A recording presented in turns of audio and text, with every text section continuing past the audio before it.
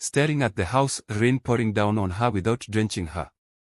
She slowly turned to him, her eyes glinting in the darkness. "Thank you," she said, her voice echoing, "for bringing me home." As she disappeared into the darkness, Dave heard a loud crash. He turned just in time to see the roof of the old house cave in, as if the building was collapsing on itself. When the dust cleared, there was nothing left but rubble and silence. Shaken, Dave tried to drive away, but the car wouldn't move. The engine was dead, the dashboard lights flickering weakly. It was then that he noticed something, a crumpled, yellowed newspaper on the passenger seat. The headline read, "Woman dies after being left stranded in heavy rain. Family mourns tragic loss." And beneath it, a small photo of Coro, with that same haunting smile. The rain finally stopped, leaving Dave alone in the dark, his mind reeling. He sat there, staring at the newspaper, unable to shake the feeling that he hadn't really brought Coro home. She had brought him to hers. Dave's chest tightened with fear as he sat there, gripping the steering wheel, unable to move. The dark, twisted road felt like it was closing in around him. He kept glancing down at the newspaper, trying to understand how it had appeared out of nowhere. It felt like a nightmare, but every pinch, every shiver reminded him that this was real. A faint noise caught his attention, a soft, rhythmic tapping. He turned to the window and saw Coro's reflection, but she wasn't outside. She was staring back at him from within the car, her eyes locked onto his, her mouth moving silently. The tapping grew louder, now echoing through the car like a heartbeat. Dave's hands shook as he turned the key, praying the engine would come to life. This time, it sputtered and roared, the headlights flickering back on.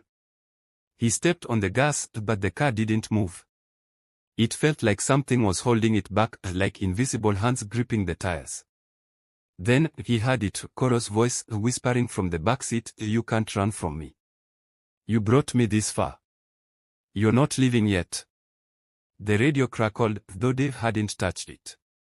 Static filled the car, and beneath the white noise, he could hear a faint melody, a lullaby, soft and eerie. The same melody his mother used to sing to him as a child. It sent chills down his spine.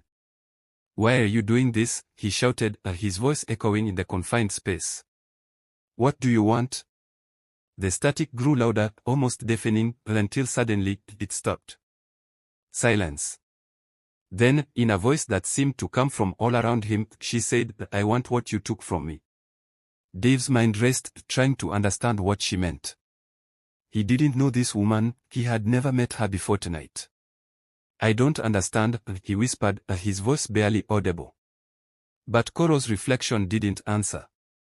Instead, the windshield fogged up, and slowly, as if traced by an invisible hand, the words began to appear, "I'm not the only one."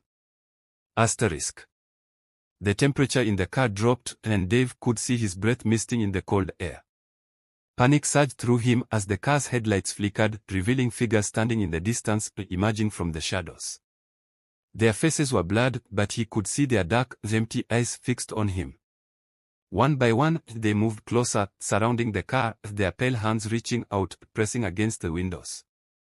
The air grew thick, and Dave felt like he was suffocating, trapped in a nightmare he couldn't wake up from. He squeezed his eyes shut, trying to block out the horror, but the whispers only grew louder. Voices overlapping, echoing, all saying the same thing, "Bring us home." When he opened his eyes, Coro was in the passenger seat again, her face inches from his, her expression calm, almost sad. "They are waiting, Dave," she said softly. "You have to finish what you started." Dave didn't know what to do, but he could feel the pressure building, the weight of the spirits demanding something from him. In a moment of sheer desperation, he gripped the steering wheel and closed his eyes, muttering a prayer.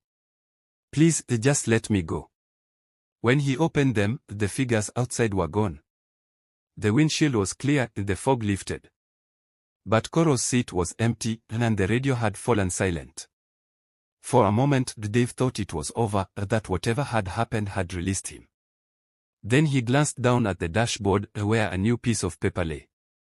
His heart dropped as he read the words, "You brought one home. Now bring the rest." And in the reflection of the rearview mirror, he could see the road stretching out behind him, lined with shadowy figures, all watching, all waiting for their turn. Dave's hands shook as he gripped the steering wheel, staring at the message on the dashboard. The weight of what he had experienced settled over him, heavy and suffocating. He had thought he was doing a good deed by helping a stranded woman, but it had led him into a dark, twisted reality he never imagined. He realized then that sometimes, good intentions can open doors to things